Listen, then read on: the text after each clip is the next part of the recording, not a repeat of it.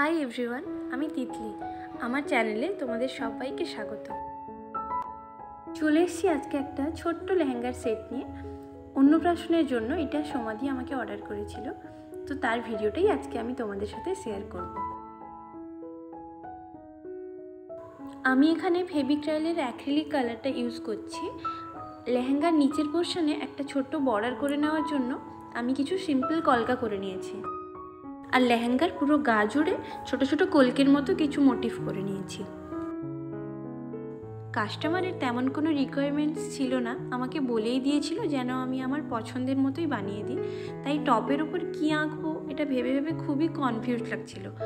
একবার ভাবছিলাম যে আলপনা দিয়ে এঁকে দিই, তারপর ভাবলাম আলপনা তো সবাই করে, একটু ইউনিক লাগার জন্য তো আমাকে একটু ফিগার দিতেই হবে কিছু। অনেক ভেবে দেখলাম যে ছোট্ট করে যদি একটা লক্ষ্মী মেয়ে এঁকে দিই তাহলে দেখতে খুবই কিউট লাগবে। তাই যেমন ভাবা তেমন কাজ। আমি একটা কাগজে আগে এঁকে নিয়ে কার্বন পেপার দিয়ে এটাকে ট্রেস করে নিয়েছি কাপড়ের ওপরে। কালারের সেটগুলো আমি ডেসক্রিপশন বক্সে দিয়ে দিয়েছি, তোমরা একবার চেক করে নিতে পারো। চারদিকে কালো বর্ডার টানার জন্য আমি এখানে 00 রাউন্ড তুলি একটা ইউজ করেছি।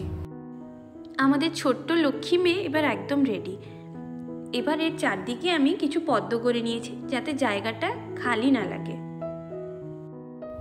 যেহেতু এখানে লোটাসগুলোর সাইজ একদমই ছোট ছিল, তাই আমি এখানে রাউন্ড তুলি দিয়ে লোটাসগুলো করেছি, ফ্ল্যাট তুলি আর ইউজ করিনি।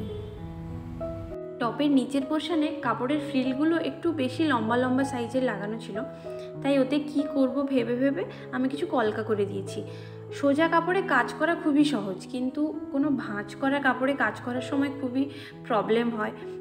কিন্তু প্রবলেম হলেও এটা করে দিলাম, কারণ এটা যদি না করতাম তাহলে সাদার পোর্শনটা একটু বেশি দেখা যেত, মানে ওই ফ্রিলগুলোই শুধু চোখে পড়তো, তাই ওটাও আমি কাজ করে ভরিয়ে দিয়েছি। আর টপের পুরো গায়ে ছোট ছোট পিঙ্ক কালারের ফুল করে দিয়েছি। এবার আসি ওড়নাতে। ওড়নায় যে পিঙ্ক কালারের বর্ডার ছিল তার উপর আমি হোয়াইট দিয়ে কিছু কলকা পদ্ম এঁকে নিয়েছি।